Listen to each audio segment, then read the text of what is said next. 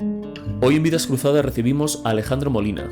Alejandro Molina es abogado, ha sido profesor universitario y ha colaborado con medios escritos de ámbito nacional como el diario El País, Crónica Global o The Objective. Su visibilidad pública creció a partir de la intensificación del proceso soberanista en Cataluña y se mantuvo durante el procesamiento, juicio y condena de los líderes del procés. Sus análisis siempre esclarecen la dimensión jurídica de los conflictos políticos y sociales. Hace algo más de un año publicó en esta cabecera un artículo que ha resultado ser tristemente premonitorio. Con ustedes, Alejandro Molina. Alejandro Molina, bienvenido. Pues bien hallado. Encantado de estar aquí en este sofá tan ilustre, donde ha pasado gente tan buena y con tanto lustre. Quizá yo le baje un poco el brillo, pero... Quizás sí, la verdad. O al revés. Yo creo que al revés. Para quien no te conozca, yo te contextualizo un poco. Yo empecé a leerte y empecé a ubicarte en los momentos más cálidos del procés. Publicabas no solamente en una cuenta de Facebook, sino también publicabas en prensa, te he leído en Crónica Global y también en El País en esa época. En El País y en Crónica Global estaba, sí señor. Escribías... Y antes en El Catalán, un diario que no sé si desapareció, me parece que no, o fue sucedido por... Confieso que en El Catalán creo que no te leí. Sí. Pero me llamó mucho la atención tu claridad, no todo el mundo hablaba con esa claridad de las cosas, y tu precisión sobre todo en todo lo que tenía que ver con cuestiones jurídicas, que es una cosa que no se acostumbra a ver en prensa. Sí. Luego descubrí, claro, que eres abogado. Entonces la primera pregunta, la pregunta obligada es, ¿qué hace un abogado que se gana bien la vida metiéndose en estos líos de la conversación pública y saliendo ahí a la palestra? Bueno, efectivamente, yo me gano bien la vida, bueno, mejor como puedo, ¿no? Y tal. Bueno, efectivamente la pregunta me parece interesante porque cuando todo aquello salió a un poco, calentó el ambiente, más que, decías tú, la situación más cálida del 2017, hubo una cierta abstracción ciudadana de la situación de lo que ocurría en Cataluña, que por otra parte sigue existiendo ahora. Y la percepción general era que eso era un problema que afectaba a los catalanes. Yo me acuerdo de una anécdota que le contaba precisamente a Félix Ovejero y a Teresa Freixas, la catedrática de Derecho Constitucional, que yo soy oriundo de Jerez, de la frontera, y cuando iba por allí, algún amigo mío que me leía en El País o me leía en Crónica Global El Español me decía: oye, te veo muy activo en esto, pero tú estás bien, ¿no? Como poniendo en duda mi equilibrio psicosomático y tal. Bueno, claro, tú estás bien, ¿no? Como esto que te he dado por ahí está bien y tal. Bueno, entonces, ¿qué pasó yo creo entonces? Yo efectivamente tengo formación jurídica, pero yo no soy constitucionalista. Yo realmente aplicaba allí, en aquellos artículos que yo firmé en El País y en Crónica Global, aplicaba un poco un principio más ciudadano que jurídico. Quiero decir que lo que es de todos no puede ser dispuesto por una parte de los ciudadanos, so pena de cargarse el principio de democracia y de convivencia y de conjunta distribución de lo que de todos es, que no puede ser dispuesto por una de las partes, ¿no? Entonces, de ahí viene mi intervención en los medios de comunicación en aquella época. Es todo un poco accidental, porque yo empiezo a escribir en Crónica Global, El Español, porque en una manifestación en octubre del 17 se me acerca una persona, encantadora por otra parte, que luego le conocí más y tal, Manuel Peña, y me dice: oye, ¿tú eres Alejandro Molina? Y yo le respondí: pues depende. Pues claro, en aquella manifestación, entonces él directamente, por indicación de Alejandro III, pues me propuso escribir en Crónica Global.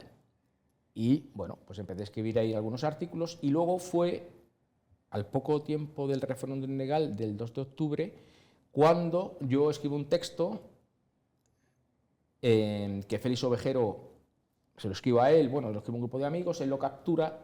Él tenía, si no me falla la memoria, una conferencia o algo, un tema profesional en Sevilla, y él lo envía al País en un email, con la inmediatez o la repentización del momento. Y en El País le dicen: oye, a media mañana vamos a publicar tu artículo, y entonces sale a media hora, a media tarde y tal. Yo estaba en un juicio esa mañana y tenía como 5 llamadas perdidas de Félix Ovejero. Yo no utilizo prácticamente el móvil y digo, ¿qué habrá pasado? ¿Habrá pasado una desgracia o lo que sea? Y era porque Félix quería la autorización para salir ese texto, que era una reflexión sobre lo que había ocurrido el 2 de octubre. El 1 de octubre. El 1 de octubre, eso fue el 2 de octubre, que fue el domingo. El lunes salió el artículo y salió en El País, ¿no? Que fue un artículo, una columna que despertó mucha controversia. Porque, bueno, vamos a hablar un momentito de esa columna. Esa columna se titula ¿Dónde está la desproporción? Sí, el título creo que es de Félix, me parece que es de Félix, o de José Manuel Calvo, o de José Andrés Rojo, de alguno de aquellos. Bueno, pero es un título que es bastante representativo de lo que es el artículo. Tú haces una reflexión de por qué el grito en el cielo que tantas personas han puesto en ese momento por las cargas policiales, que tratan, bueno, que cumpliendo una orden judicial tratan de impedir el referéndum y requisar el material electoral, ¿por qué es lo que es desproporcionado, por decirlo así? Es decir, ¿por qué la sorpresa es lo desproporcionado y no las cargas, ¿no? Es una tesis muy fuerte para defender, además, en esos días en los que todo el mundo estaba con esa sensibilidad, incluso quienes estaban en contra del proceso defendían que se había cometido un error con aquello, ¿no? Entonces, ¿qué querías decir? ¿Por qué creías que era necesario que se escuchara ese argumento que a nadie más se le escuchó?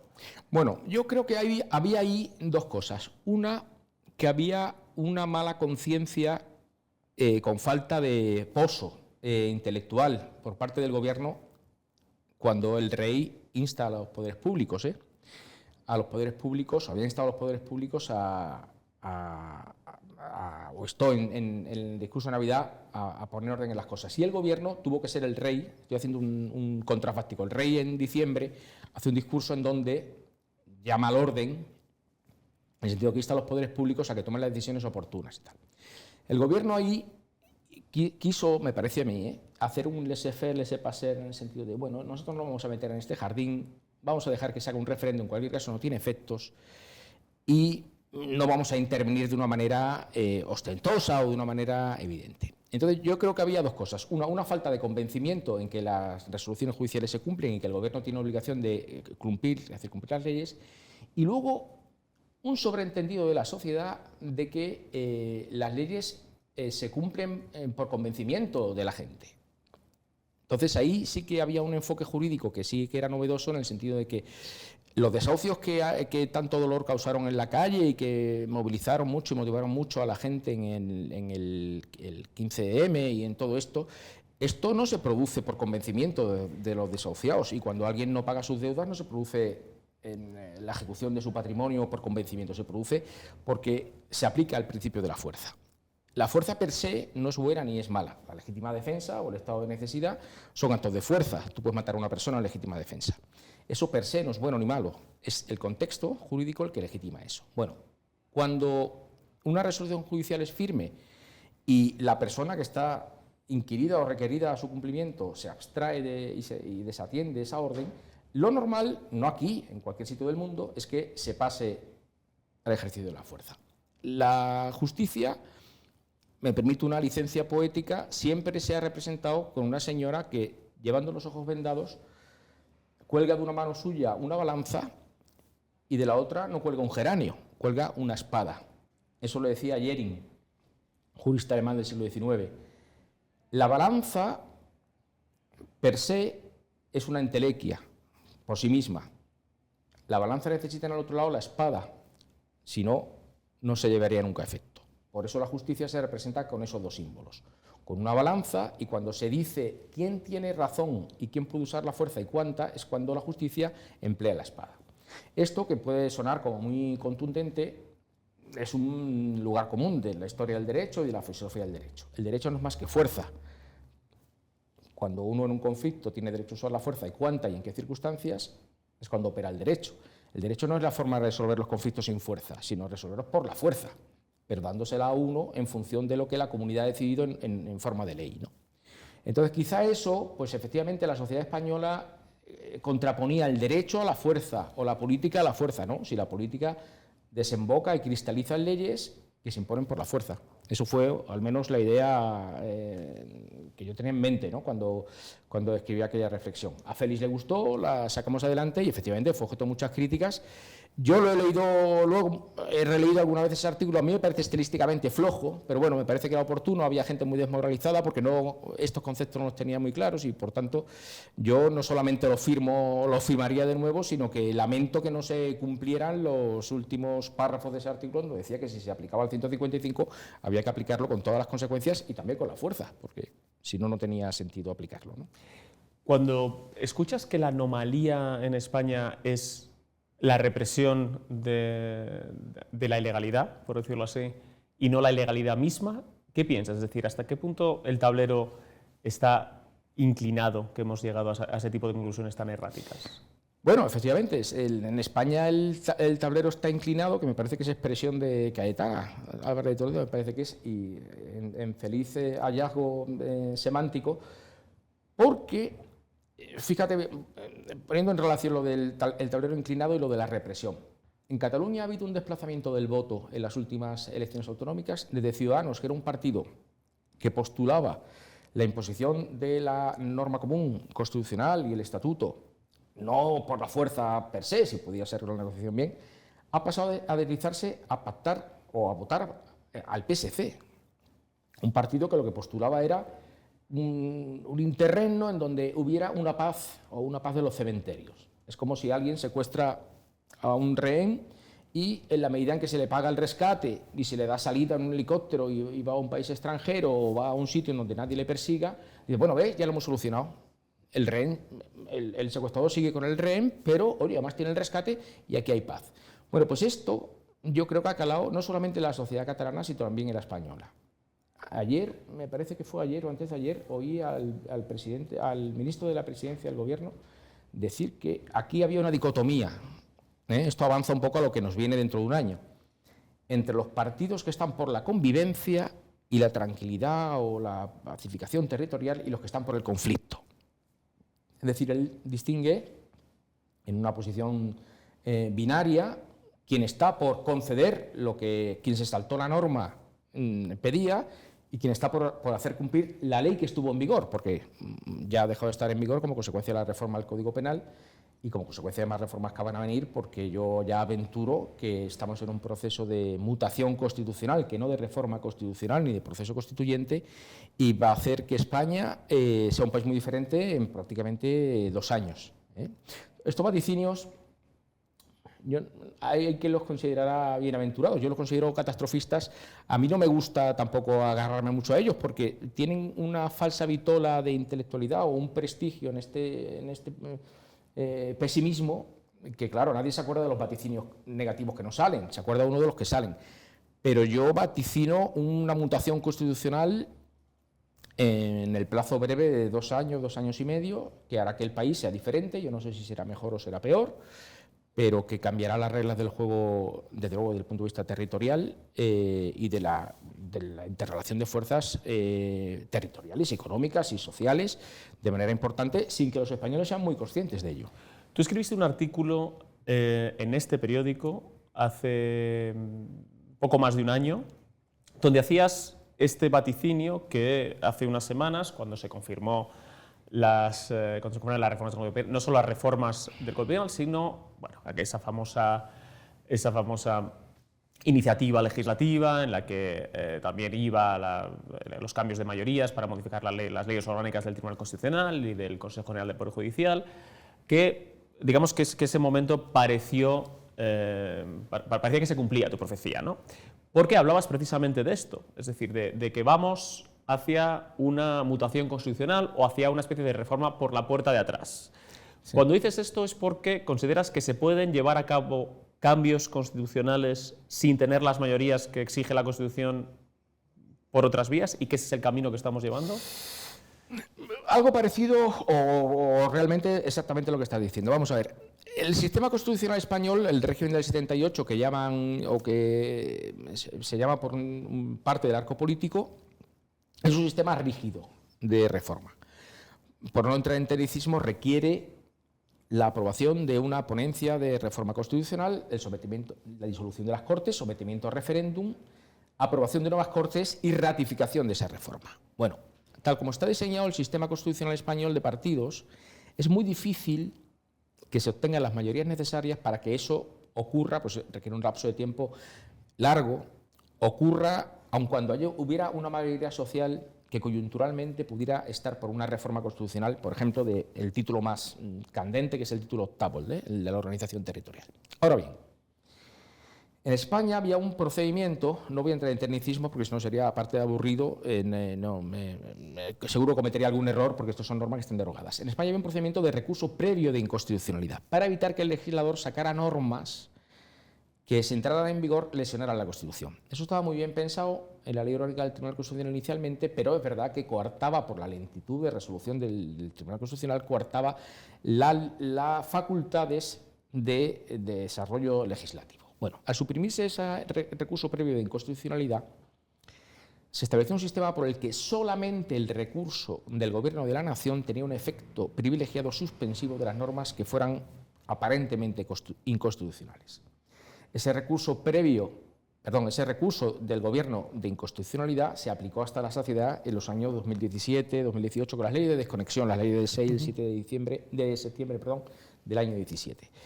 Incluso contra los propios actos administrativos de incluir en el orden del día del Pleno del Parlamento cuestiones que estaban fuera del orden constitucional. No todo se puede llevar a debatir al Parlamento. Yo oigo muchas veces decir ahora, no, se puede llevar cualquier cosa. Bueno, y si debaten mañana la esclavitud y van a votar que sí, ¿qué hacemos? Pues esto hay que pararlo, ¿no? O van a votar la discriminación de los homosexuales o de las mujeres, ¿eso lo dejamos correr? Pues no, pues hay que pararlo. Bueno, entonces, ¿qué ocurre? Si el Gobierno de la Nación hace abstracción de su facultad de recurrir ante el Tribunal Constitucional iniciativas legislativas de comunidades autónomas que programáticamente se postulan la autodeterminación y la segregación de la nación común, ocurre que esa norma, imaginemos una norma como las leyes de desconexión catalanas, no hay que imaginarlas, estaban escritas, y el Gobierno de la Nación no recurre, esa norma solamente puede ser recurrida por 50 diputados, 50 senadores, el defensor del pueblo o el presidente del Gobierno. Si no la recurre el Gobierno de la Nación, no tiene de suyo efecto suspensivo el recurso. Es lo que pasa ahora con el Partido Popular, que pidió en amparo, no en recurso de inconstitucionalidad, la suspensión cautelar, porque si no se haría perder su finalidad legítima del recurso. Entonces, por simplificar mucho el tema, si el Gobierno de la Nación, de consuno con el Gobierno coyuntural de comunidades autónomas que no están por mantener la unidad de distribución y la comunidad política, deja pasar esas normas y el Constitucional no la suspende, pueden pasar años en donde se generen realmente estructuras de poder y estructuras de Estado, con funcionarios, con presupuestos, con organismos, y el Constitucional, aun creyendo legítimamente y fundadamente que esas normas son inconstitucionales, no se atreva a revocar esa norma, porque la inconstitucionalidad supone, en principio, una inconstitucionalidad ex tunc, es decir, desde entonces, que todo aquello que se haya dictado es nulo. Claro, si el Gobierno catalán hace una ley que dice el 25%, esto nada, no hace falta el 25% del castellano porque nosotros decidimos lo que se estudia en las escuelas. Se sabe que eso contradice la doctrina del Tribunal Constitucional, pero el Gobierno de la Nación no lo recurre, aunque recurra al Partido Popular, 50 diputados de Vox, 50 diputados de quien sea, o senadores, da igual, porque van a pasar 4 o 5 años, que es casi una generación de chavales, que no va a poder estudiar en castellano en su lengua materna en esos colegios hasta que el Constitucional no se pronuncie. Entonces, si esto lo aplicamos a otras cuestiones, como es, pues, por ejemplo, un Poder Judicial propio, un Consejo General del Poder Judicial propio, ¿es claramente inconstitucional? Pues como bien dicen los magistrados que últimamente se prodigan en las entrevistas, pues habrá que estudiarlo, pero hay cosas que no hay que estudiar tanto. A mí no me parece que haya que estudiar tanto que es inconstitucional una ley del Parlamento catalán que apruebe el derecho a la autodeterminación. Hombre, todo hay que estudiarlo y todo hay que fundamentarlo, porque se trata del derecho a la tutela judicial efectiva y que eso se fundamente su declaración de inconstitucionalidad. Pero a mí me tiembla un poco el pulso cuando yo veo que ya antes, recién tomado posesión, ya se dice que, bueno, que todo está abierto a discusión. Por supuesto, todo está abierto a discusión, pero hay cosas casi elementales. No quiero simplificarlo llevándolo al absurdo, pero ponía el ejemplo antes. Y si alguien dice, oye, ¿y por qué no discriminamos, no sé, a los inmigrantes? Pues no hace falta que un magistrado, el del Constitucional, se pronuncie diciendo que todo es muy complejo y hay que estudiarlo. Oiga, eso en el acervo colectivo, en la esfera paralela del Lego, no hace falta ser jurista, se sabe que eso es inconstitucional. No digo que se pronuncie la entrevista, lo que no tenían que hacer es dar entrevistas, porque cuando llegue, si esto acaba en el Constitucional, yo no sé, estas personas que acaban de ser nombrados magistrados del Constitucional y ya dicen que tienen dudas sobre la constitucionalidad de eso, otra directamente dice que da casi en directo. Hay otra magistrada que creo que se postula a la presidencia del Tribunal Constitucional. La magistrada Balaguer. La magistrada Balaguer, en donde dice que ella está luchando contra el conservadurismo desde el Constitucional. Yo no sé, estas personas, cuando el Instituto de la Recusación y de la Abstención, ¿cómo la conciben? Porque luchando, bueno, no está luchando contra nada. Vamos a ver el recurso, vamos a ver la norma o lo que sea. Entonces, a mí me da la sensación de que podemos estar en un proceso de mutación constitucional. Y en ese caso... Por esa puerta de atrás. Sí, No claro. es ilegítima, es simplemente el sistema que tenemos, no es el sistema de Chile. Si tuvieran que ir al sistema de Chile o al de reforma constitucional español, probablemente no tendrían las mayorías necesarias o ese impulso constituyente se diluiría en el tiempo y tal. Pero esto aquí no hay nada improvisado, ¿eh? El nuevo magistrado del Constitucional, que fue ministro de Justicia, ya habló de momento constituyente. Y el PNV, cuando dio su voto a la investidura de Sánchez en la moción de censura, ya habló de momento constituyente. No hay que dejarse llevar, aquí no hay mucha improvisación. O la sensación que me da es que no hay mucha improvisación. ¿Y cuál es la España que vamos a tener dentro de 2, 3, 4 años cuando se haya consumado esa mutación? Es decir, cuando haya arrancado esa realidad alternativa que, aunque es constitucional, puede consolidarse como la única real, por lo que dices, por el miedo de los magistrados a recular 4 años. El miedo de los magistrados o porque los magistrados, dada la composición del tribunal, avalen que, bueno, que la organización territorial del Estado caben estas posibilidades. Yo no creo que el Constitucional vaya a decir que cabe una ley que declare la autodeterminación o que el Parlamento catalán tenga competencias, si no están delegadas por una ley orgánica del Congreso, para que Cataluña o el País Vasco o la región que sea declare su independencia. Creo que eso no va a ser así. Pero hay una cosa que yo creo que es más peligrosa porque es más fácilmente digerible. A ver si soy capaz de explicarlo mejor. Hay una cosa que yo he llamado, y no sé si lo he escrito en alguna ocasión, que es la independencia sin dolor. Yo creo que el nacionalismo catalán y el nacionalismo vasco, que son los que más pujantemente postulan esta ruptura o dilución de la comunidad común compartida, que es la nación española, pero no como unas esencias, sino como la comunidad de distribución en la que todos tenemos una historia compartida, en un concepto habermasiano casi, ¿no?, de patriotismo constitucional. Creo que ellos están más, sin ponerle nombres, porque los nombres al final, el nomen juris de las cosas no es lo que pongamos arriba, sino lo que sea. Cuando digo una independencia sin dolor, sea algo así como que usted tenga claro que nosotros vamos a estar dentro para lo bueno y estaremos fuera para lo que es bueno para nosotros, pero malo para usted.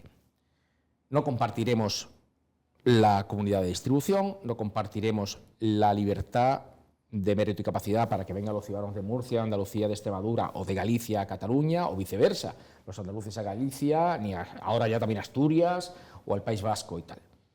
Usted déjenos en paz con los impuestos, déjanos en paz, nosotros distribuiremos entre nosotros porque somos diferentes y nadie se autoatribuye la condición de diferente para decir que es peor, sino que es mejor. Déjanos en paz con el tema de la educación, déjenos que repartamos los cargos públicos y las ayudas como queramos y nosotros estaremos dentro siempre y cuando, bueno, pues aquí tengamos una moneda única, por supuesto, nadie quiere la independencia porque eso supone... Decían los nacionalistas cuando se debatía estos temas, nunca se ha visto en la historia de la Unión Europea. Sí se ha visto, Argelia se hizo independiente y salió de la Unión Europea. Esto ya existió y Groenlandia también. O sea que eso de que cuando un Estado miembro se cesiona parte de su territorio no había antecedentes, claro que había antecedentes. Argelia y Groenlandia dejó de aplicarse el derecho comunitario, Argelia se dejó de aplicar el derecho comunitario y estaba dentro del entonces mercado común. Entonces, esa independencia sin dolor es peligrosa porque uno dice, ve usted... Aquí España y los aeropuertos los controla España y tenemos un solo ejército y tenemos el euro y tenemos el Ministerio de Exteriores, pero nosotros gestionamos y nosotros la política local la gestionamos y aquí haremos lo que nos dé la gana mientras usted no meta ni la mano en la caja ni haga nada y nosotros gestionaremos esto entre nosotros. Porque eso puede producir una cosa que ha pasado en las repúblicas bálticas también, que es una discriminación aún mayor, pero con la ley en la mano. Ahora se hace contra la ley, aunque tratan de adaptarlo, del ciudadano español que está allí. Yo oigo muchas veces a compañeros, juristas y no juristas, decir, bueno, pues que hagan lo que quieran. Bueno, que hagan lo que quieran, pero no hay peor forma de anticatalanismo, que es decir, y que lo que les pase a la gente que está en Cataluña, pues allá ellos. Oye, ¿y qué hacemos con esa gente que es el 50%, que a lo mejor es castellano parlante, porque sus padres son inmigrantes, o porque no les da la gana simplemente tener que integrarse diluyendo sus raíces, o su lengua, o su cultura, o lo que sea? Entonces, esa independencia sin dolor, en donde están dentro de España para lo que les interesa, pero fuera para lo que no, es peligrosa. Y la gran empresa está, yo no digo que a favor de eso, pero él es indiferente. Tú piensas que en el IBEX las grandes empresas tienen la mayor porcentaje de su negocio fuera de España. Cuando dice la gente, bueno, pero decían, yo me acuerdo que decían, Ciudadanos es el partido del IBEX. Bueno, más el IBEX tiene Telefónica el 70% fuera de España de su negocio, el Banco Santander parecido, el BBV igual. Esta gente, mientras haya libre circulación de personas, capitales y mercancías, haya moneda única y circulen en sus productos y servicios y puedan vender sus hipotecas, lo mismo en Barcelona que en Madrid, no se va a meter en nada de eso. Quiere tranquilidad. Y la tranquilidad es amiga de la paz, pero puede ser enemiga de la justicia. Por eso yo creo que el proyecto de Ciudadanos, aparte de los errores que pudieran cometer sus dirigentes, a la gran empresa no solamente no le favorecía ni ellos lo respaldaban, como decía la prensa, alguna prensa, sino que Ciudadanos era una piedra en el zapato que hubiera provocado problemas en los repartos geográficos de poder que había en España, ¿no? En el País Vasco, en Cataluña y Madrid, que han sido los tres ejes de poder geográfico y económico de España en los últimos 200 o 250 años, ¿no? Entonces yo creo que sí, que vamos a ir a un proceso de mutación constitucional, no digo que sea legítimo, digo que va a ser atípico, que no va a ser un proceso de reforma constitucional como la Constitución prevé, no va a ser como un proceso como el de Chile, donde se ha visto que en la prueba de fuego de la confrontación con las urnas, eso puede ser más delicado de lo que es votar a unas Cortes Constituyentes, y vamos a ir a un proceso en donde, no solamente porque quieren muchos catalanes y quieren muchos vascos, sino porque a muchos españoles, o a la sensación que yo tengo, a lo mejor no les es indiferente, pero no es un tema que en su agenda esté en el día a día. Y eso se va a producir suavemente, se va a producir una independencia sin dolor, una forma de confederación. Bueno, la forma ya vendrán juristas que sepan del tema que le pondrán un nombre, ¿no? Aquí en España se llaman autonomías, pero las autonomías españolas tienen más autonomía, valga la redundancia, más capacidad normativa que muchos estados federales, ¿no? Y o sea, que a eso voy. Junto esto que estás diciendo con mi pregunta inicial. Tú dices, a la mayor parte de los españoles les da igual esto. ¿Por qué a ti no te da igual y por qué a ti no te dio igual? Bueno, porque esto también tiene que ver con otra pregunta que te lanzo ya para que puedas contestar a lo grande, que tiene que ver con la gran empresa también, que es la falta que tiene España de élites comprometidas. Esto es un tema que ha salido recurrentemente en este sofá, es decir, sí, las élites no se mojan y las élites no se pronuncian. Estas grandes empresas tampoco, o hablo de grandes personalidades, salvo muy contadas excepciones, incluso personas como tú mismo que os ganáis bien la vida fuera del periodismo, fuera de la política, que den un paso al frente y quieran poner sus conocimientos al servicio del bien común, por decirlo así. Entonces, las preguntas son dos. Sí. Una, ¿por qué a ti sí te interesa, a diferencia de lo que pasa con otros ciudadanos españoles? Y dos, ¿por qué crees que fallan las élites en la defensa de lo común en España? Bueno, porque yo puedo responder por mí, pero creo que hay muchos más españoles a los que sí les preocupó el tema de la ruptura del orden constitucional en Cataluña. Vamos a ver. Nadie se plantea por qué hubo muchos neoyorquinos que cuando los estados del sur norteamericano, que eran segregacionistas, hubo que mandar la Guardia Nacional allí, iban a manifestarse a los estados del sur. Hay una comunidad no solamente de intereses, sino de historias compartidas, que hace que, ya decía, no como esencia de la nación, pero que nos sentamos más concernidos de las desgracias o de las bienaventuranzas o de lo que quieras, de un extremeño o de un gallego, de un catalán o de un vasco, que de un sajón o de un polaco. Eso no quiere decir que sean de mejor condición, pero uno se siente más concernido. Cuando dentro de la comunidad política que uno comparte, y por eso vota, porque las Cortes no son el Senado romano donde venían de las provincias. Yo cuando veo que le preguntan, recuerdo una vez que le preguntaron a Cayetana en TV3 que qué iba a hacer ella por Barcelona o algo así. Oiga, si yo no vengo a representar a Barcelona al Congreso de los Diputados, yo vengo a representar a España. Otra cosa que me presente por la circunscripción de Barcelona. Pero yo no soy un embajador de la provincia de Cádiz, como era la mujer de Felipe González, que se presentaba por Cádiz. Yo creo que no había estado nunca ni de veraneo allí. Y iba al Congreso y se presentaba por Cádiz. Bueno, a mí no me parece mal eso. Lo que quiero decir es que no son los diputados embajadores de una provincia allí a defender los intereses. Tiene un texto muy, claro, muy famoso sobre eso, porque fue parlamentario por Bristol y él decía eso, ¿no? Que él no era un embajador. Claro, no son los diputados, no son embajadores de la provincia por la que se presentan a defender que haya un puente o mejor autovista. Bueno, eso a más, que dicen los catalanes, pero no es un dato. Ahora, ¿por qué me sentí yo concernido? Bueno, porque en la comunidad política que compartimos, de derechos, de intereses y de preocupaciones y de futuro y de lo que sea, pues había gente en Cataluña que estaba pasándolo mal y que estaba inquieta por eso. Yo tengo que confesar que yo a esa pregunta, que no es que me la hiciera mucha gente, porque yo no soy nadie, pero me la hicieron varias veces y yo mentía un poco en la respuesta. Yo decía en la respuesta que me decía, oye, ¿y tú por qué te...? Me acuerdo una vez en una reunión en Barcelona, en el Círculo Ecuestre, para un homenaje que se le hizo a Fernando Savater precisamente. Oye, ¿y tú por qué te...? Fue Félix Ovejero. ¿Tú por qué te preocupas tanto por nosotros y tal? Como si fueran unos niños bolivianos esperando adopción o algo así, ¿no?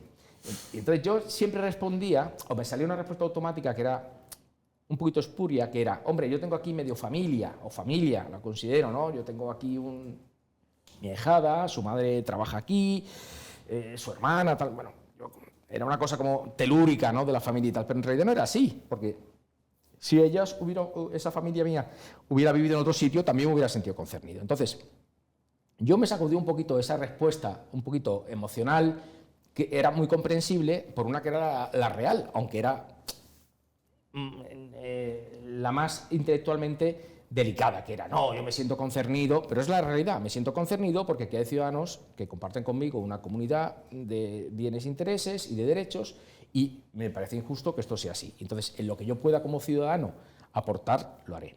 Pongo un ejemplo, y no lo llevo a gala, lo agradezco a Crónica Global. Yo nunca jamás, a pesar del ofrecimiento económico, que viendo lo que se paga en los medios de comunicación se paga, nunca jamás cobré un solo euro de Crónica Global y me lo ofrecieron una cantidad que incluso fue al alza y dije que no la quería porque yo lo hacía con carácter ciudadano. Esto no es por mi generosidad, que me hubiera venido muy bien, me vendría hoy bien también. Lo hice porque lo hacía desde un punto de vista ciudadano. No, yo creía que podía aportar algo o un punto de vista que a lo mejor no se tenía allí y por eso lo hice, ¿no?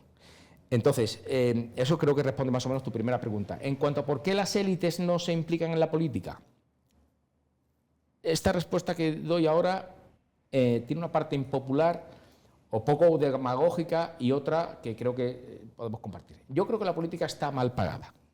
Yo no digo que la política haya que estar por dinero, pero no podemos pretender tener a los mejores en el Ministerio de Industria, en el de Ciencia e Innovación, en el de Economía, cuando los sueldos no son competitivos. Porque tenemos el anverso de esa moneda. Yo me acuerdo cuando llegó el populismo de izquierdas a los ayuntamientos, que había una especie de subasta a la baja. Yo lo hago por 1.000 euros, decía no sé quién era, o Colau, yo gratis, el otro, bueno, Colau no decía gratis, pero bueno, yo menos. Entonces, bueno, se da igual, escucha, usted cobre lo que tenga que cobrar, porque lo que queremos es que haga bien su trabajo, de acuerdo con el programa que ha propuesto a los ciudadanos, y cobre lo que tenga que cobrar. Si tiene que ir en coche oficial, no le vamos a hacer en el metro. Y aquí se generó una especie de puritanismo a la inversa, un espartanismo, a ver quién era más humilde, cobraba menos, cogía más el metro. Bueno, esa es una razón prosaica, ¿no?, de por qué las élites intelectuales o científicas o lo que sea no se dedican a la política.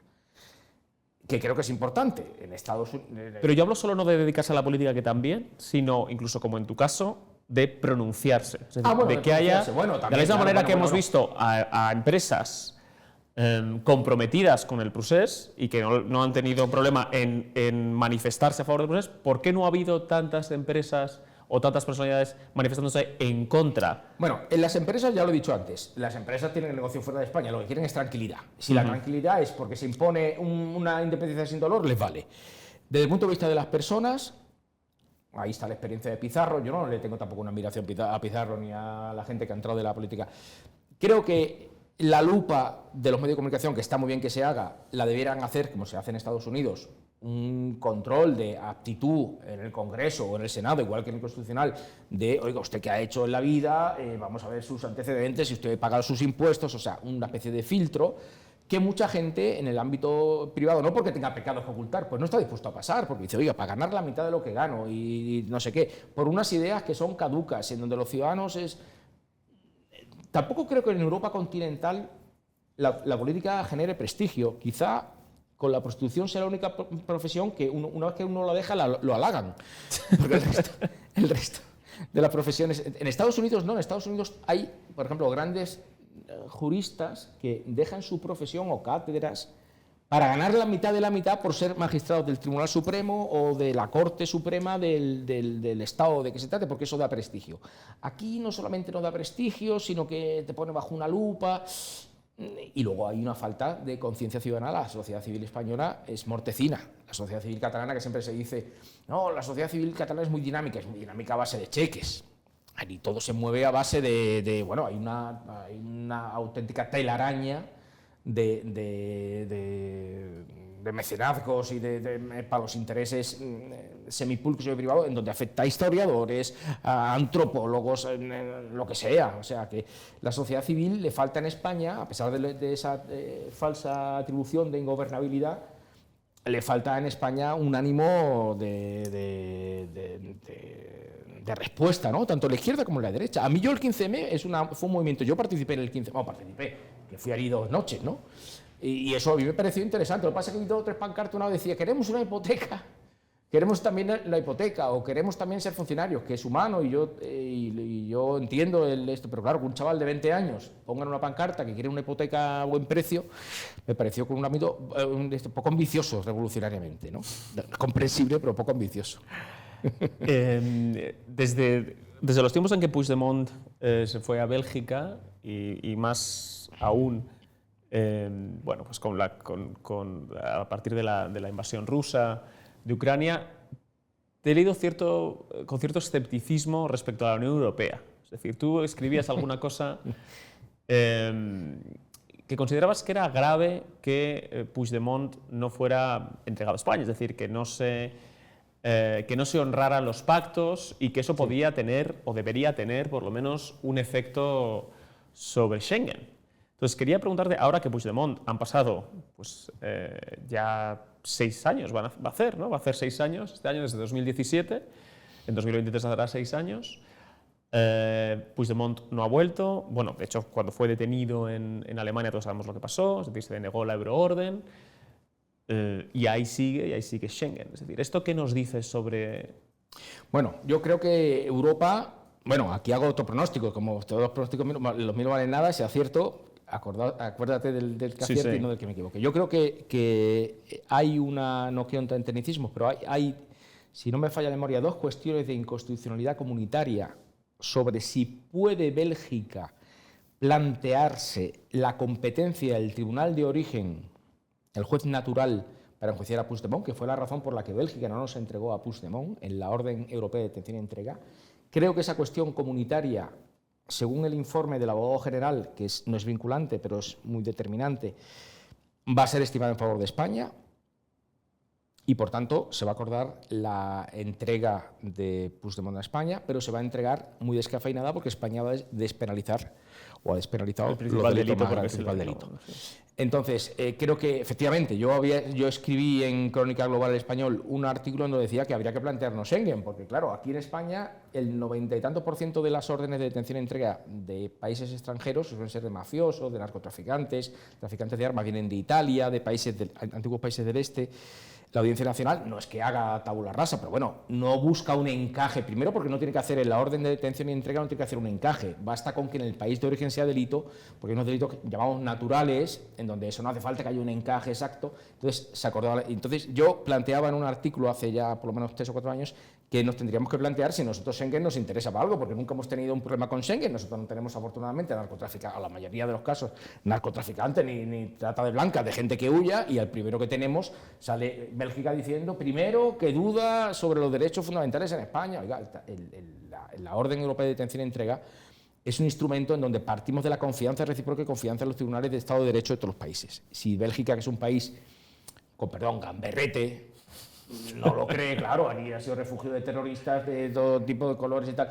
Pues si no cree en eso, lo que tiene que hacer es salirse él, o si Europa, el Tribunal de Justicia Europea no lo cree, pues nosotros poner en duda si convendría, dije yo en aquel artículo, suspender la aplicación de Schengen no, no es Schengen, es el Tratado Europeo de Detención y Entrega. Entonces, yo creo que Puigdemont va a ser entregado, pero va a ser entregado para una cuestión de una pena menor, en donde probablemente, yo no me atrevo a decir, pero igual puede ser candidato como Junqueras o lo que sea, eso sí. El tema de Rusia con Puigdemont, bueno, Rusia es un país que su geopolítica es desestabilizar Occidente, como Occidente es desestabilizar Rusia, Occidente como concepto cultural, no geográfico, porque para mí Rusia es tan Occidente como Francia, o es tan Francia como desde el punto de vista cultural, ¿no? Histórico. Entonces, bueno, yo no digo que eso no tengo elementos de juicio para decir que eso no haya existido o ha dejado de existir. Parece, hay por ahí libros y hay incluso alguna instrucción penal en donde se ofrecía incluso una fuerza militar y tal. Bueno, yo se lo doy no poco crédito, sino que no tengo elementos de juicio yo para decir nada de eso, de que eso sea verdad. No, o pero me mentira. refería a lo que te preguntaba por Rusia, no tanto a raíz de Puigdemont, sino por cómo se ha comportado. Es decir, la Unión Europea, ¿cuál es la salida de la Unión Europea? Basándonos en esa... en que se ignore esa orden de entrega, y dos, pregunta separada, ¿no pareces muy contento con el papel que está jugando la Unión Europea en Ucrania? Ah, bueno, eso en Ucrania sí. Bueno, por terminar con el tema de Europa, Sí, sí. La resolución del Tribunal de Schleswig-Holstein, desde el punto de vista técnico-jurídico, esa sí que me la estudié, es un disparate absoluto, porque ya no entra a valorar si hay que acordar la detención y entrega de Puigdemont, sino que entiende que valorando a la vista de su Código Penal y del nuestro, pues que ahí no hay delito, o sea, es un disparate, porque lo que es una sentencia absolutoria. Luego han tenido un golpe de Estado que es la mitad de lo que hizo Puigdemont aquí y toda Europa con titulares, el golpe de Estado de la ultraderecha, eran 4 mindundis, uno medio conde de no sé qué, bueno, una cosa como de la escopeta nacional, y han hablado ahí de golpe de Estado, y los de Puigdemont dicen que no alteró el orden público y tal. Bueno, me perdonas esta digresión. Vamos a ver, Europa con Ucrania, bueno, eso efectivamente es un tema, es un tema que yo dividiría en dos temas. Un tema geopolítico, donde lo que yo puedo aportar es poco, yo doy mi opinión, pero poco, y otro del tratamiento que ha hecho la Unión Europea, que tampoco es que sea mucho lo que puedo yo aportar, pero que sí tengo una opinión más formada, o al menos me he documentado más. Desde el punto de vista geopolítico, Europa, o Rusia, vamos a decir, para mí es Occidente, pero no para mí, sino es un tema de cultura, de historia, y Rusia ha hecho, voy a hablar de 200 años atrás, siempre movimientos pendulares respecto a Occidente. A contracción de la guerra de 1905 con Japón, Rusia siempre, en San Petersburgo y en la época de los zares, el idioma corriente y educado era el alemán o el francés. San Petersburgo alemán, y más hacia el sur, en lo que soy Bielorrusia y Ucrania, se hablaba alemán. Eso en la novela de Crimen y Castigo, la administración se habla en alemán. Bueno, eso, un ejemplo de la europeidad, ¿no?, de Rusia. Bueno, Rusia siempre ha hecho movimientos pendulares. Cuando llegue la Primera Guerra Mundial, Rusia se alinea con los aliados frente a las potencias centrales, por muchas razones, y por la agresión a Serbia, lo que queramos, pero se alinea con las potencias centrales. A mitad o al final de la Guerra Mundial, la Revolución Rusa la excluye de esa alianza con los aliados. Rusia esperaba que se produjera una revolución en Europa del proletariado. A Lenin no olvidemos que lo financia Alemania y Suiza y los países occidentales para que se cargue lo financia Alemania para que se cargue el sistema zarista, ¿no?, y ganar la guerra. Rusia queda excluida de Versalles, no participa en el reparto con los ganadores, y se produce otro movimiento pendular, coincide con la Revolución Rusa, hacia Asia Central y hacia Oriente. Y entonces, hasta donde habían llegado los zares, al Cáucaso y Asia Central, Uzbekistán, Tayikistán, Kazajistán, hasta Mongolia. No olvidemos que Rusia hace frontera con Polonia y con Corea del Norte, que se dice rápido, es medio mundo eso. Hace un movimiento pendular hacia Oriente. Y esa rótula del mundo, que es el Cáucaso, ¿no?, el mundo árabe en el sur, o el mundo musulmán, vamos a ver, más que de raza o de lengua, es de religión. Empieza en Azerbaiyán, Irán, con la excepción de Armenia. Hace un movimiento pendular o bascula hacia Oriente. En el interregno, cuando la revolución triunfa y ya se establece con Stalin, cuando llega la Segunda Guerra Mundial, vuelve a hacer un movimiento de girarse hacia Occidente, porque vuelve a estar en contra de las potencias centrales del eje, del fascismo y del nazismo, y se alía con Estados Unidos y le ayuda a Estados Unidos y viceversa, y termina, y vuelve a Europa. O sea, vuelve a Europa en el sentido que está en el Concierto de las Naciones, se hace en Yalta nada menos, el acuerdo final de cómo se va a redistribuir los centros de influencia en Europa, y empieza la Guerra Fría. Y de nuevo, en esa Guerra Fría... También está en Potsdam. También está en Potsdam. Está en Potsdam también. Vuelve a haber otro movimiento pendular en donde Rusia mira a Oriente. ¿Por qué? Porque es la Revolución China, ya triunfa Mao, las repúblicas socialistas asiáticas, y hay otro movimiento pendular. Bueno, por simplificarlo mucho, cuando cae el muro de Berlín, Rusia vuelve. Rusia, me refiero a la Unión Soviética, a entonces y ahora Rusia. Vuelve a Occidente y hay un acercamiento, y esto fue la política exterior europea de Helmut Schmidt, a pesar de esos espionajes y lo que tú quieras, de Kohl, de Schröder, de Angela Merkel, y ahora con Scholz se produce un interregno en donde la Unión Europea, yo creo que hay una guerra de agresión, que es ilegal, que Europa tiene que estar con los principios del Estado de Derecho internacional y tiene que estar con la legalidad internacional, y todo eso está muy bien. Pero una cosa es eso y otra cosa es que Europa, los países y la Unión, que no tiene competencias transferidas por su ejercicio en esa materia, esté en guerra con Rusia. Porque, me permito hacer dos matices o dos apuntes. En marzo del año 2021 hay una decisión del Consejo por el que se aprueba un Fondo Europeo de Apoyo a la Paz, por el que la Unión Europea puede, antes no podía, financiar operaciones fuera de su ámbito territorial, operaciones de carácter militar para la compra de armamento en apoyo de los intereses estratégicos de sus aliados o de sus socios, me parece que dice la decisión. Sus socios, yo pensé al principio, digo, bueno, eso será la Polinesia, pues hay allí una cosa, la Polinesia francesa o tal. Ucrania no es socio de la Unión Europea, bueno, no sé que hablemos en sentido laxo de socios. Y entonces allí se dota con 6.500 millones de euros para que un tercer país compre armamento prohibido por Europa o por terceros países en una guerra con un tercero. Bueno, aquello es una partida presupuestaria off budget, porque está, en virtud del Tratado de Lisboa, excluida la ayuda militar en conflictos por parte de la Unión Europea. No es competencia, no hay una competencia transferida para el ejercicio en materia militar. Había una cosa que era el programa Atena, que era en los países de África, en favor de la Unión Africana y otros organismos de cooperación, cuando había un desequilibrio muy acusado entre los contendientes que podía dar lugar a genocidios o a vulneración de derechos humanos, Europa podía proveer de material militar o de financiación para adquirir material militar. Eso se hizo en las guerras de genocidas estas del África subsahariana, y se hizo porque allí realmente había un desequilibrio tal entre los contendientes que era muy grave.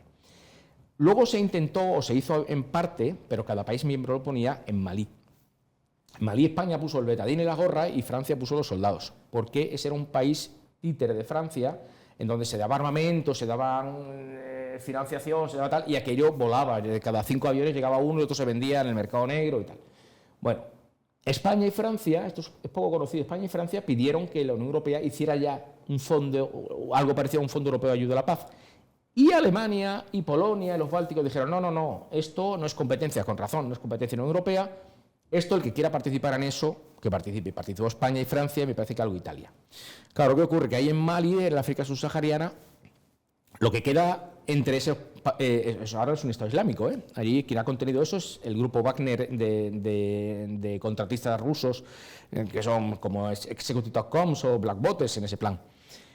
Ahí lo que queda es desierto, que a nosotros parece una inmensidad, pero esa gente en un camello en 10 días se planta aquí, y lo que queda es Marruecos, que nos pareció un aliado y ya se está viendo llamar el Qatar Gate, pero probablemente será Marruecos Gate, que tiene comprado medio Parlamento Europeo, Argelia y Libia, que es un país que ha desaparecido. Entonces, cuando España y Francia plantean eso, se les dice que no, porque el Tratado, efectivamente, de Lisboa eso no lo cumple y que no está para eso. Pero llega la invasión de Ucrania, yo digo, de acuerdo, con la legalidad internacional, hacer de mediador, instar a la ONU, ya sabemos que el Consejo de Seguridad está Rusia, lo que sea, pero aquí directamente España, bueno, no ha mandado porque los tanques están en leasing y no arrancan y tal, pero ha mandado armamento, ha mandado sistemas de armas, ha mandado misiles un poco anticuados, Francia ha mandado artillería pesada, Alemania está mandando Leopards. Y todo esto sin pasar por ningún parlamento, porque esas partidas comunitarias son off budget, quiere decir, no las aprueba el Parlamento Europeo, que el Parlamento Europeo no es un órgano legislativo, es un órgano que aprueba el presupuesto y controla un poco la Comisión y el Consejo, pero poco más. Y lo lidera Europa, con todo mi respeto, Borrell, Política Exterior y Seguridad Común, Ursula von der Leyen y una persona que no conoce a nadie, es nada menos que el presidente del Consejo, que es Charles Michels. Entonces, Que pronto será Pedro Sánchez. que Pedro será Pedro Sánchez, le sustituirá Pedro Sánchez. Entonces, ese liderazgo yo no acabo de ver que, sin haber pasado por los parlamentos nacionales, sin haber pasado, el Parlamento Europeo no tiene esa función, pero por un debate profundo. Los medios de comunicación están alineados totalmente ya en el método, ya no digo en las conclusiones, y las conclusiones probablemente yo coincidiría en las mismas, pero alineados en un tema de censura. Hay unas normas comunitarias de censura explícita de medios de comunicación en ruso que se veían en YouTube. Pues claro que es propaganda, pero no sé si habéis visto Arte, el canal europeo este que financiamos, tiene una agenda política definidísima y normal. Pero si estamos en guerra, yo quiero que mi Parlamento se pronuncie y que haya un debate abierto sobre eso. Y probablemente la conclusión sería que yo estaría a favor de que España, ante una agresión injusta de vulneración de derecho internacional y de derechos humanos que hay allí, participara. Pero no un fait accompli en donde allí ya estamos en guerra. España, este año, aparte de los 6.500 millones de euros del plan de apoyo a la paz, se han aprobado 18.000 millones de euros solamente para el 2023 como fondos europeos de desarrollo regional para un país que ni siquiera es miembro de la Unión Europea. Es candidato incipiente que no cumple un solo requisito de Copenhague ni de nada. Entonces, yo estoy en contra no de la guerra, de que Europa apoye a Ucrania entre una guerra de agresión. Estoy en contra de que todo esto se haga de espaldas a la población. Ya no hablemos de la cancelación ya no de artistas rusos, sino de compositores. Tengo dos amigos que son cantantes de música culta, uno en Luxemburgo y otro en Suiza, bueno, viajan y tal, en donde se plantean ya las compañías de teatro, oye, tenemos que sacar a Prokofiev del programa, O sea, yo todo esto creo que hay una falta de debate en donde los ciudadanos tienen que darse cuenta que en España no está para soltar 18.000, en la Unión Europea, 18.000 millones de euros solamente en 2023, cuando la mitad de Europa tiene una inflación. Lituania y los países bálticos tienen una inflación del 21%.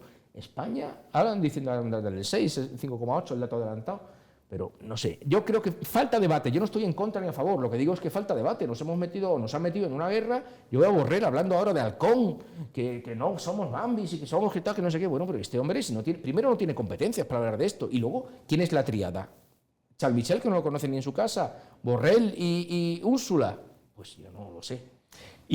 Pero consideras, porque además de la falta de diálogo o la falta de transparencia para llevar a cabo estas ayudas, también estás denunciando un relato muy simplificador y un poco cínico, ¿no? Me da la impresión de que dices, bueno, sí, Rusia ha invadido un país soberano, Rusia es una autocracia, en Rusia no se respetan los derechos humanos, pero parece que eso no es un problema con muchos otros países con los que sí se entra. Efectivamente, porque yo he llegado hoy, no, porque ¿por qué estamos en favor de Ucrania y en contra de Rusia? Bueno, pues estamos en contra de Rusia porque tenga usted en cuenta que es un país autócrata en donde hay una autocracia y en donde allí no se respetan los derechos humanos y libertad de expresión. Y por eso nos vamos a liar con Arabia Saudí, que ya no es que lo intuya yo, hay documentales en la televisión de cómo matan a una persona en Turquía allí porque era un crítico con el régimen y tal. Con Venezuela ahora resulta que es una dalí o sea, si de lo que se trata es de defender los principios del Pacto Internacional de Derechos Humanos, del Convenio Europeo de Derechos Humanos, pero en eso a machete, pero si de lo que se trata es decir que vamos a apoyar a Ucrania frente a Rusia, no porque sea una guerra de agresión, sino porque Rusia es una autocracia, pues entonces tendríamos trabajo acumulado, porque anda que Turquía... Bueno, y Turquía ahora está dulcificada, Arabia Saudí, o sea, y Libia nunca nos preocupó sus derechos humanos. Esto no quiere decir que no haya que apoyar realmente a quien es víctima de una guerra de agresión, pero tampoco pensemos que Ucrania es un país que era un dechado de virtudes democráticas. Yo tuve la suerte de estar muy poco tiempo, no me da elementos de juicio esto para dar más elementos que nada. Yo me hice el Cáucaso un verano, estuve un tiempo en Ucrania y en Georgia. Había estado en Azerbaiyán antes. Azerbaiyán es un país muy tranquilito, apoyado por Turquía. Se ha visto en la guerra de Nagorno-Karabaj, toda la tecnología militar. Nagorno-Karabaj está dentro de Azerbaiyán. y toda la tecnología militar que ha permitido la guerra ganarle a Armenia, porque Nagorno-Karabaj es una autonomía, pero es Armenia, la ha proveído Turquía y ahí Rusia hizo un dejar correr y puso una fuerza de interposición. Pero Georgia, a mí me llama mucho la atención que en el Tribunal Supremo de Georgia en Tbilisi, en el Tribunal Supremo había una bandera de Georgia y otra al lado igual de grande de la Unión Europea, un país que ni siquiera es candidato, ya no es como Ucrania que le han dicho que va a entrar, ni siquiera es candidato. Y en su parlamento hay unos arcos, está en Rustaveli, que es su poeta nacional, hay una arcada y debajo de cada arco hay una bandera de Georgia y otra de la Unión Europea. Si subes una hora y pico por carretera de Tbilisi, te acercas a Gori, donde nació Stalin, y hay unos carteles en la autovía, en perfecto ruso, que a mí me tradujeron, porque yo no lo hablo bien, y en georgiano, que lo hablo peor, en donde advierten que te acercas a zonas de pacificación rusa, porque esa es la zona de Osetia del Sur, y Abjasia y Osetia del Sur están ocupadas por Rusia por unas fuerzas de pacificación, con comillas, ¿no? Bueno, en Georgia la manera que tienen de conjurar y espantar su miedo a la geopolítica rusa es aspirar a ser candidatos o miembros de la Unión Europea, pero no por el libre comercio, sino por la OTAN. Al punto que hay por ejemplo, muchos sitios en donde hay la bandera de Europa que decía antes, la bandera de la Unión Europea, la bandera de Georgia y la bandera de la OTAN. Una cosa casi rayana en el Astragán, bandera de la OTAN. Eso en Georgia. Pero en Ucrania, en Kiev, hay una plaza que es feísima, que es una rotonda, que está al lado donde está el Ministerio de Defensa, subiendo hacia donde está la plaza del Maidán, hay una gran avenida, y subiendo a donde está la Rada, que es el parlamento de ellos, hay un gran parque con un puente precioso sobre el Dnieper que han destruido en la guerra. Yo estuve cuando lo inauguraron, peatonal muy bonito. Bueno, pues hay una plaza, se llama la Plaza de Europa, en donde había una bandera de Europa y una de la OTAN, una bandera de Europa y otra de la OTAN, una bandera de Europa y otra de la OTAN. Pero habría, no sé, 25 banderas, ¿no? Como aquí en Cibeles, pero sí, la bandera de la OTAN. Entonces, quiero decir con esto que Ucrania estaba predispuesta, o estaba políticamente predispuesta, a que si tuviera un conflicto con Rusia, aquello se lo iba a resolver Estados Unidos. Y yo entiendo Estados Unidos, o puedo intuir por qué Estados Unidos se metía. Ahí estaba el hijo de Biden en Burisma, que es la principal gasística, el fiscal que intentó investigarlo, la embajadora americana reconoció que había dado orden, entre comillas, de que lo cesaran y lo cesaron y tal, y no sé qué. Lo que no entiendo es qué hacía Europa, porque todavía los americanos habrán sacado, no lo sé, tajada, yo no quiero hacer tampoco aquí conspiraciones y tal, pero lo que no sé es qué hacía Europa. Lo que sí sé es que fue un año antes de que Rusia invadiera los territorios rusófonos, que ellos consideran donde ganaban siempre los partidos prorrusos, ya Europa creó el Fondo Europeo de Apoyo a la Paz un año antes, en marzo del 21, previendo una cosa que nunca se había previsto, que ni siquiera está contemplada en el Tratado de Lisboa, que es aportar fondos y financiación para la adquisición de armamento en terceros países. Entonces, esa es mi visión crítica del tema. Contrafácticos, yo creo que Europa podía haber hecho un papel histórico de cooperación, no hace falta casarse con nadie, con los países de la órbita soviética, primero porque Europa no tiene materias primas, no tiene gas, no produce nada, no manufactura nada, no tiene más población vieja, con los países de esa órbita, y que no hubiera sido tres polos, el mundo anglosajón, americano y inglés y australiano, y el polo Asia-Pacífico, sino que hubiéramos estado en una convivencia razonable, con intereses, un gran mercado para Alemania y para Europa, de vender sus productos, que son de calidad comparado con lo que tenían en la órbita soviética, y que eso se ha hecho a perder y va a durar, yo creo que eso va a durar décadas. O sea, eso no va a ser un tema que se resuelva con una guerra que tira a la coreanización y que se resuelva en 4 días. Ni Rusia puede permitir, por prestigio, ni porque tiene a Georgia en las mismas condiciones, y no va a permitir que esa guerra termine en 2 meses con una... O sea, eso no va a ser así. Y claro, eso va a durar muchos años. Y luego se ha creado un movimiento nacional y un sentimiento nacional en Ucrania que no existía, ¿no? ¿Tú secundas la tesis que dice que Gorbachov fue engañado y que la OTAN tiene su parte de responsabilidad? De eso se alardeaba el propio secretario de Estado americano, de que lo habían engañado. Le habían dicho que la OTAN no pasaría, si él dejaba caer el muro pacíficamente, no pasaría del territorio de lo que hoy es la RDA. No es que no lo diga yo, ni lo diga los geopolíticos rusos, y luego lo diga, eso se alardeaban de ello los ministros de Exteriores y el secretario de Estado americano. También es verdad que la caída del muro de Berlín tiene un punto más simbólico que real. El año 89, me parece que fue, yo pasé de la Alemania oriental a la occidental a la oriental, y ya se oía allí que era muy fácil salirse de la RDA, porque ibas a Praga, o sea, había un tren que estaba solamente 350 kilómetros, pues se iba toda la noche, y si entrabas en Chequia, de Chequia ya era fácil pasar por Hungría o no me acuerdo dónde era, y ya pasaba si las fronteras eran porosas. O sea, que quien se quería escapar de la RDA, ya antes de caer el muro, podía hacerlo, ¿no? O sea, que digamos que el muro, lo que pasa que fue el punto ya, cuando se deja caer el muro, el que lo permite, ¿no? Pero sí, bueno, eso no lo digo yo, vamos, ni que yo lo crea, sino que se alardeaban las cancillerías europeas y americanas de haber engañado con estas palabras a Gorbachov y decirle, no se preocupe. Y ahí está la República Báltica, y ahí está Polonia, y está Hungría, y está Rumanía. Eso yo también entiendo la zona de influencia. Imaginemos que, no sé, que mañana Costa Rica, Puerto Rico, en Cuba y México entran en algo parecido al Pacto de Varsovia y que los americanos se van a quedar tan tranquilos. Pues no lo veo. ¿Crees entonces que las reacciones respecto a Rusia, no solamente militares, sino también culturales, en esta área de censuras, han sido bastante cínicas?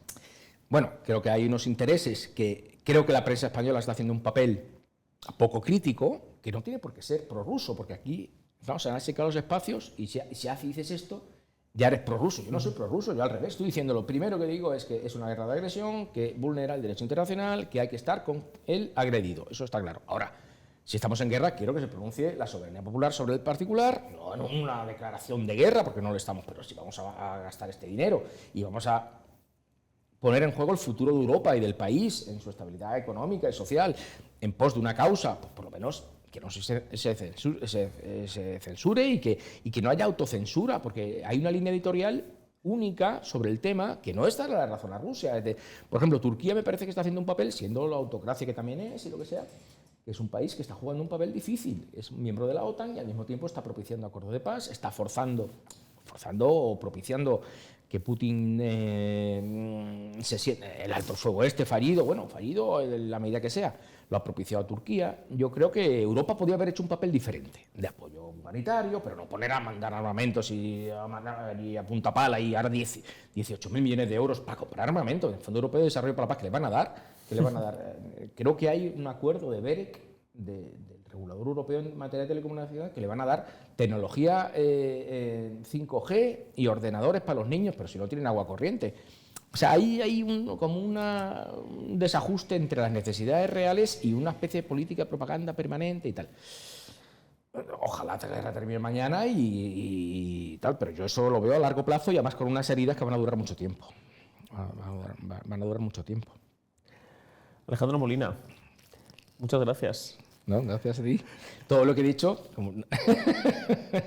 podrás ser usado contra mí en cualquier circunstancia. No, yo sabía que tu invitación tenía, como siempre, no en mi caso, libertad total para dar mis opiniones, que por otra parte no creo que valgan ni mucho ni poco, pero bueno, agradecido totalmente a la oportunidad. Muchas gracias a ti. Terminamos con una última pregunta, que es a quién te gustaría que invitáramos. Pues mira, vamos a cambiar totalmente de tercio. Yo creo que, no lo sé, a lo mejor no interesa al medio o no te interesa a ti. Yo creo que en España hay gente muy buena en muchos campos artísticos, pero creo que España donde es puntera, sorprendentemente, es en el ballet clásico. Entonces tenemos a nuestro Murciano Martínez, que es el nuevo director del ballet de la Ópera Garnier en París, que es una persona que no sé si está en Madrid ahora de vacaciones o dónde está o dónde reside, porque él ha sido director del centro, el Ballet Nacional de la Compañía Nacional de la Compañía Nacional de Danza. Y luego ha entrado, es director después de Aurélie Dupont, es el director del Ballet de la Ópera Garnier. O bien Tamara Rojo, que ha sido hasta hace nada la directora del Ballet Nacional de Inglaterra y que ahora está, me parece, que directora artística en Los Ángeles. Pero bueno, no sé si está en Madrid. Lo que digo es que me parece interesante que esos valores culturales y artísticos, que los saquéis aquí también. Muy bien, tomamos nota. Muchas gracias. Bien, gracias a vosotros.